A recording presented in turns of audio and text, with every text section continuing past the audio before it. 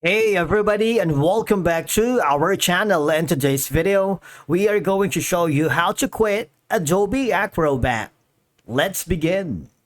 To quit Adobe Acrobat, you just have to follow these simple steps depending on your device.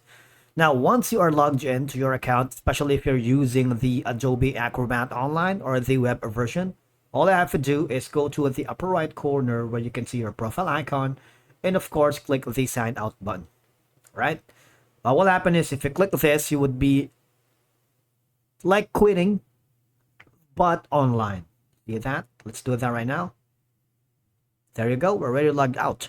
Now, if you want to obviously launch or open or sign into our account, all you have to do is click this small button here.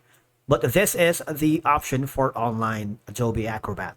If you're using the Adobe Acrobat as an application, for example, this one, all you have to do is go to the upper left corner where you can see this section that says exit application. It's very easy.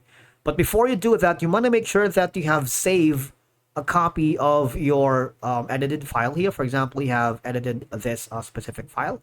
You have done something and you haven't had a chance to save it. Go to the menu, click on, press the Shift plus Control plus S if you're using a Windows computer. If you're using a Mac, that's going to be Command plus these buttons.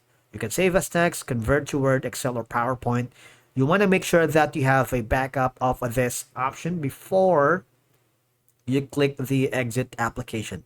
There is also an option here that says Control plus Q. If you do that, you have exited or quit the Adobe Acrobat on your computer, right? It's very easy. And that's it for today's video. Thank you so much for watching. We will see you again in the next one.